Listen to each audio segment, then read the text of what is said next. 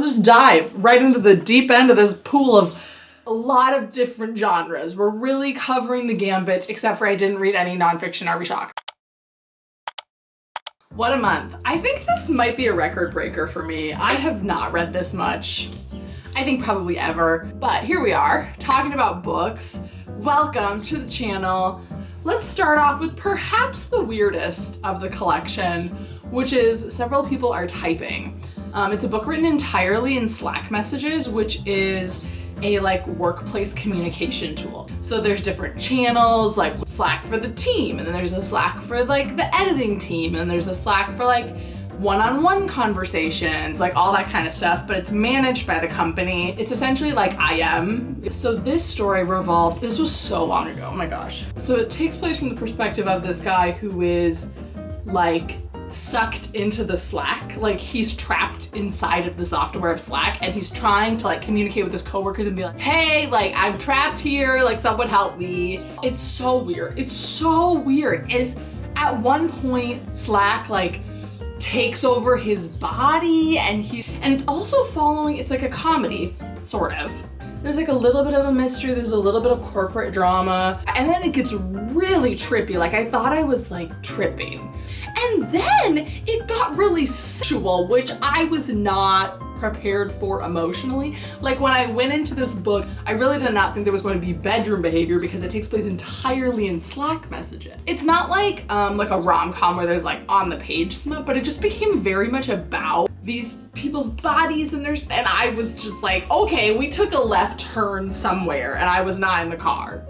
The car drove off without me. If you use Slack at your workplace, it's a fun read. Just be prepared that in the end you might want to do a little bit of skipping, or maybe not, I don't know. But this is always what I think about books where the form is kind of the point.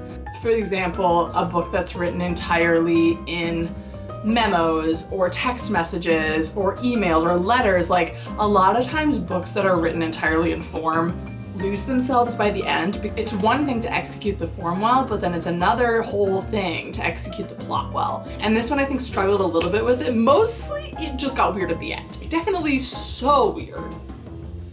And kind of dumb. Yeah. So the next three books, four-ish books, I'm gonna talk about I read for a reading vlog, which should be coming up sometime, where I read 3 or so close proximity thrillers. Thrillers where the focus is you're trapped in a confined space, and the point of it is who is the guilty person among us? So the first one that I read was 5 Survive by Holly Jackson, who wrote the A Good Girl's Guide to Murder saga trilogy, which I loved. And this follows 6 people who are, I think, late high school, and they're going on a road trip in an RV. And they all know each other, but kind of. Of course, the RV breaks down in the middle of the wilderness, and then a sniper starts shooting at them. But it's also implied that somebody in the RV has a secret that's kind of entwined with what's happening. So it becomes this really interesting, very, very fast-paced, suspense. Obviously there's this external threat of the sniper, that's the suspense that you're supposed to be feeling, but the internal suspense of who is it? There's a point where all the characters turn on one person. It reminds me, if you've seen the Doctor Who episode Midnight with David Tennant, where he's trapped in that, a train car with a bunch of people he doesn't know, and kind of has to defend his innocence in a way. That's what this felt like. And they all start turning on him, and it really had such a good pace. Could have done a little more for me with character, but it all came together so well. This was my favorite out of the 3 that I read. Oh man. Next up was The Guest List, which in this, it fits into that vein in that you're trapped on an island for this wedding, and and it's in the perspective of 6 different people. So the bride, the +1, the best man, the wedding planner, and the bridesmaid. It goes between each of their perspectives, and you don't know who the victim of the crime is. You're also being revealed to the crime, or the crime is being revealed to you, one might say. And it was so slow. It was so slow. It's only 300 pages, 310 pages. That's a pretty quick thriller.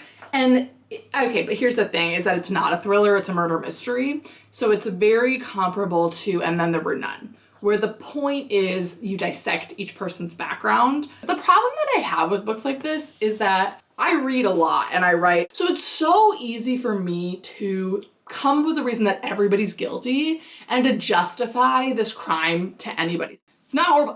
People love this book. It's just was not for me. Ooh, let's talk about 9 Perfect Strangers. This book was not what I expected it to be. They're 9 people who are coming to this health resort to like lose weight or go on a detox or heal their trauma, like that kind of stuff. And so it follows those 9 people. It's not in specifically 9 different perspectives. It's written in this way where it jumps around a lot, but it doesn't feel so clunky. Like, it's thick for a thriller. It's like 500 pages, but that allowed this breathing room to really get to know all of the characters really well. And it didn't feel like anything was contrived, and I was actually able to follow, and I kept wanting to come back to it. Like the guest list, I was like, do I have to keep reading it? Yeah, I liked it. I thought the ending was fine for what it was, but I thought that it was gonna go further. And it didn't, which is, I mean, really fine. But overall, I thought this was a great, like, beach read almost. I don't know. The next book is The Writing Retreat, which I don't even have the desk jacket for, I'm sorry. I like to read naked hardbacks. Speaking of naked, this book, there's a whole plethora of different opinions about it. And what I'll say is that I really didn't read it. Technically, this is a DNF. Because I started reading it, I got to about 25%. And I had this feeling about where it was gonna go. And it was something I was just not interested in, something I don't. One of my reading preferences is to not read like supernatural horror. You're gonna laugh because the other books I'm reading are about like demon hunters, but it's different. Like a YA fantasy is much different than like an adult thriller where it's bringing supernatural horror elements in. And also I could tell it was just gonna become very, very graphic.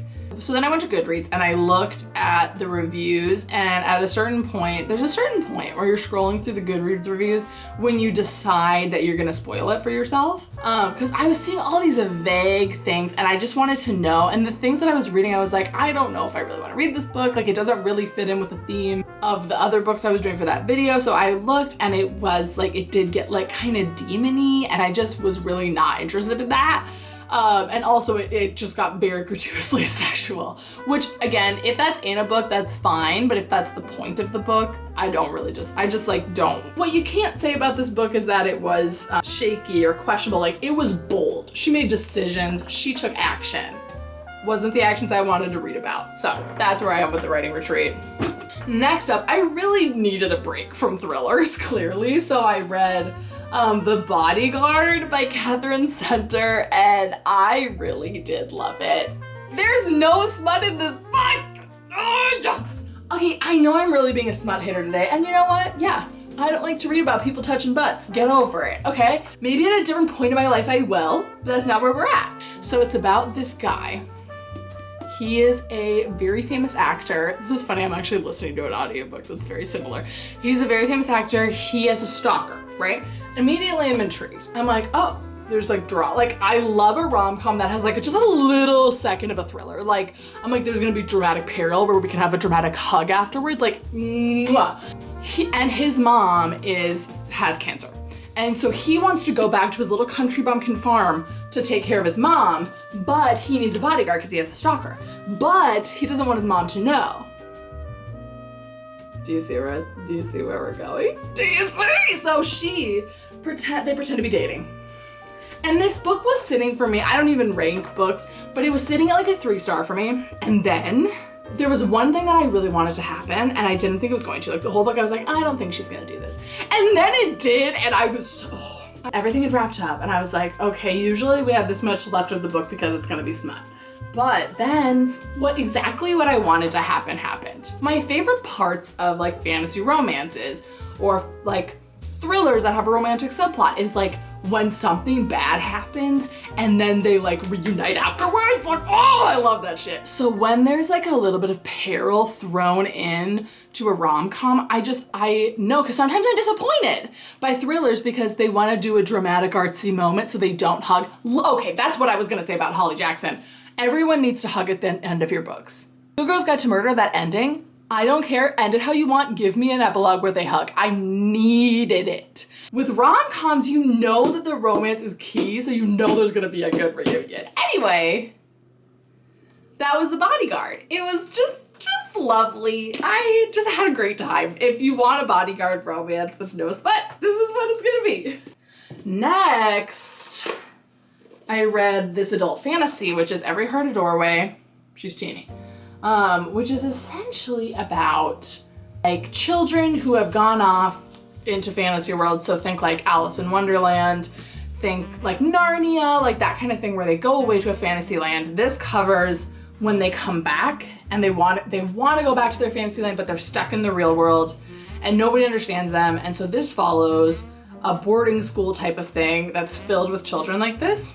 And then there's a murder that happens, shockingly. I don't know, I didn't love it just because I got a little, I don't know if confused is the right word. The writing was just very like fantasy writing, you know?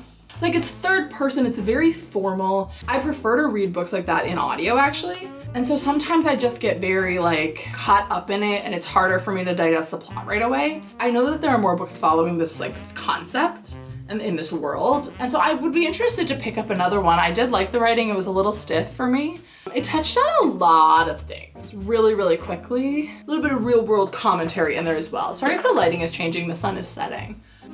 Let's move on to One True Loves by Taylor Jenkins Reid. So the movie just came out actually, which I didn't realize how recent the movie was because I bought it after I read it because I just wanted to see. And it was very expensive and I couldn't rent it. And I was like, what the heck? But apparently it just came out. So it's about this woman who gets married in her 20s to this hot guy, you know, and she's like a travel writer. So they like, and he's an actor. So they travel the world. They live this very like free roaming travel blogger life where they haven't really settled down. They just want to travel the world and eat good food, you know? And then one day, the husband dies in a helicopter accident. Uh-oh. So then our main character moves back home and then finds love again in her hometown to someone who's really opposite from her husband, her late husband. And she builds this new life and she kind of grows as a person and becomes this more mature adult. And then, shocking, 5 years later, when she is engaged to this man, she gets a call from her late husband, who's not late, he's early. Then it's just 150 pages of pain, of heartache and wisdom and love, and I did enjoy it. It did everything I wanted it to do, and my camera is dying. If you are hearing this description and you're like, oh yeah, like whatever you think this book is, it's what it is. And it was good, it delivered. I always think TJR, I don't know, puts a little bit too much of a bow on things and I would stand by that, so. Also, if everyone wants to say a prayer that the book I'm reading right now doesn't end in miscommunication trope, that would be much appreciated because I have a way that I want this book to end that I'm reading currently, and if it doesn't, I'm gonna be bad. But next up, ooh, it's the big one. The first 5 books of The Mortal Instruments. I'm currently on the last one because that thing is a giant. It's a chore, frankly. So let's talk about what it's about. So it follows, you're gonna, like, who am I talking about what the Shadowhunters are about? Like 10, 15 years later? Like picture like that one kid you went to middle school with who was like wearing a leather jacket with slicked hair and like half of the hair is shaved. Not like other girls, I'm gonna wear my fishnets and dye my hair blonde. Like it's about this girl named Clare who, how does this even start? She goes to a club with her best friend Simon who needs a break. Oh my gosh. And they witness this like murder. The people who are committing the murder are actually murdering a demon. They're called Shadowhunters. They protect the city from monsters. And they're like, why can you see us? Like the only people who are supposed to be able to see us are other Shadowhunters. And she's like, things that this book series involves is a lot of like parental questions. I guess the overarching moment of the series is that there's these things called the Mortal Instruments. So there's like a cup and a dagger and a something else, and they are from like the angels, who are like the gods in this kind of situation. And they have the power to like create more shadow hunters or like kill people worse. I don't know. Bad people stealing the items, them getting the items back. There's a lot of kidnapping. There's a lot of turning people into other creatures. There's a lot of kissing. And I will say that there are two characters in this series who believe for 2 full books that they are biological siblings and they do pursue a romantic relationship. And it made me very uncomfortable. If you like more of my in-person thoughts, feel free to check out this vlog. I also did discover the Shadowhunters television show. That's all I'm gonna say about it. My overall thoughts on this series so far is that I can feel that it's getting better, and I can feel that I'm really gonna like what comes next, but getting through this was kind of a slog. Like, I think this series without the nostalgia tied to them is just a little bit difficult to dive into. But if more siblings kiss, I'm gonna be out. Oh, these two. Okay. My audiobook for the month was Heartless. And first of all, the audiobook narrator for Heartless needs an Academy Award. I love her with all of my heart. This was such an enjoyable audiobook experience. Marissa Meyer, for whatever reason, I don't know what it is difficult for me to like read the sentences. Like, I know that they're beautiful and I like the way they're crafted, but it's some combination of the plot pacing and the sentence structure that makes me want to skip past the sentences to get to the plot. And so listening to this on audiobook with such a good narrator. What is Heartless about? It's a retelling of the origin story of the Queen of Hearts. It's about a baker, and she just wants to open a bakery with her friend Marianne, and she just wants to be a baker. And I'm sad. Okay, this is not a good explanation. It's like Wonderland, so the logic doesn't really make sense. There's all of these like animals, like it's just like quirky and weird. And I think I would have struggled to read the words on the page, but I'm really glad I listened to them. Like, it feels a little bit like Bridgerton, like she's in high society and she's like, there's this whole thing with the king, and then like her parents are very like royal people. There's a lot of royal drama, but then there's like a magic hatter, which like shocking. And then there's like a Peter Pumpkin Pecker, and there's like the Jabberwock is like the villain. So what happens is there's this court jester introduced. Again, I kind of knew how it was going to end just because of reactions that I've seen people have, and also the nature of a villain origin story. I put this book off for so long. I've owned this book for I think 2 years, and I just put it off for so long because I knew it was, I had an inkling about how it was going to end, not specifically, but like, I thought it was good. I like the rules of the world and like the intricacy of the world building was incredible to me. Like, I just liked it on like a sentence level thing. And I think the thing about me is that I should not even compare books that I listen to books that I read, because it's such a different experience. Like, most audiobooks I like a lot because it forces me to listen to every single word. And I'm such a bad skimmer, everyone. I'm so bad at it, and it's something I'm working on. If I have this preconceived notion that I know where a paragraph's gonna go, so I just skip it. Or like, I know what a certain line of dialogue is gonna do, and I just like, I'm not interested. But highly recommend the audiobook for this. It'll weird you out for a second, and then I'm just very engrossed. So I listened to this throughout the whole month. Oh, and the last book I read in April is Archer's Voice. And listen, I saw all the girls on TikTok. I saw you all reading this. And I saw it, and for some reason this gives me the impression that there's just gonna be a shit ton of butt touching. I don't want to just read a fully smutty book, but then I read the back at Barnes & Noble and I wanted to read it, and I liked it a lot. It really felt like a Colleen Hoover book to me, which I enjoy, where it's like a hooky premise, there's a little bit of peril and a whole lot of romance, and then there's some that you can just skip, right? Or read. It's about this girl moving to a small town after about 6 months after her father dies in this very traumatic incident for her. So she moves to this small town kind of running away. And she gets acquainted to this guy who lives like across the road from her. It's very like country yards, you know, they're down by the riverbed. There's a lot of trees. We're cutting wood. We're living. There's a nice old lady next door who like bakes us pie. Like it's that.